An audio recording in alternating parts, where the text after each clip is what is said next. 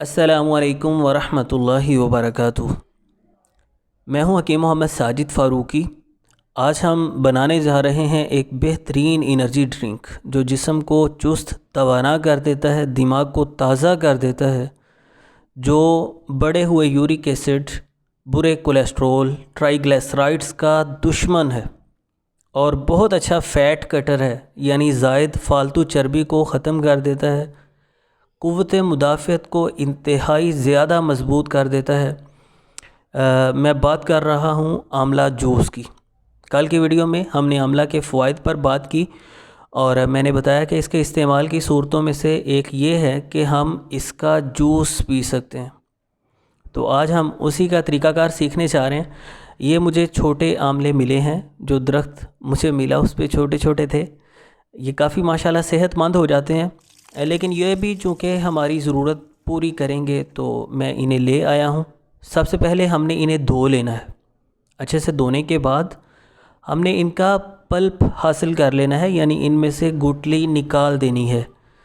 किसी चाकू छुरी वगैरह की मदद से आप कुछ इस तरह से इसका सारा गोदा हासिल कर लेंगे और इसमें से गुठलियाँ निकाल देंगे। ये आसान सा प्रोसीजर है, इसमें कोई दिक्कत, कोई मुश्किल नहीं है, ना ही कोई पेचीदगी है, सीधा सा काम है ये।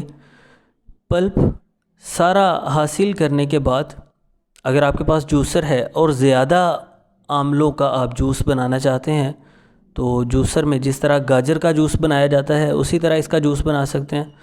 लेकिन अगर आपने थोड़े आमले का जूस बनाना है या आपके पास जूसर नहीं है तो आप ग्राइंडर इस्तेमाल कर सकते हैं, जैसा कि मैं अभी ग्राइंडर में जूस बनाऊंगा इसका। ग्राइंडर में हमने आंवला का पल्प डाल देना है और इसमें कुछ पानी शामिल कर देना है।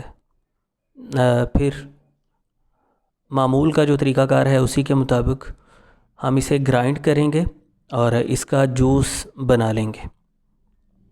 इसके इस्तेमाल का तरीक़ाकार भी मैं इंशाल्लाह आपको समझाता हूँ।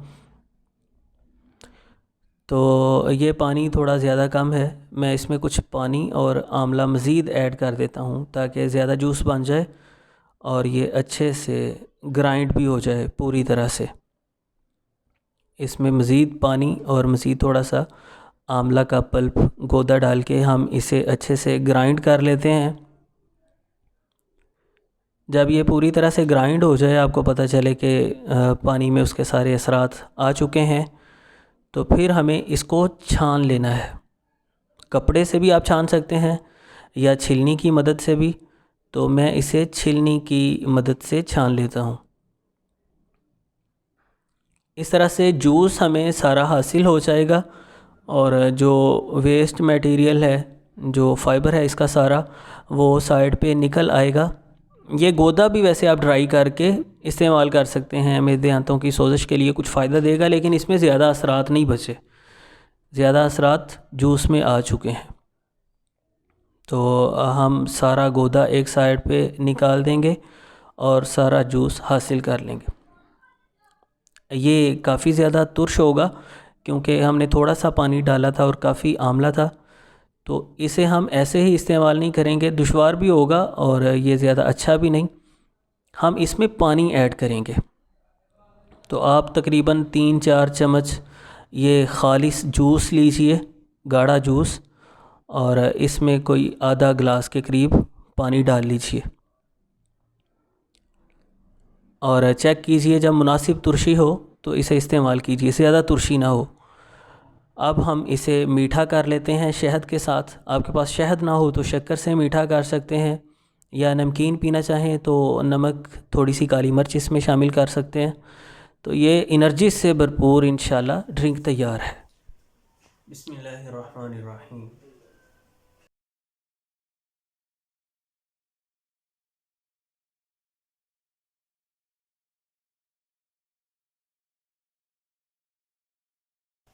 अल्हम्दुलिल्लाह।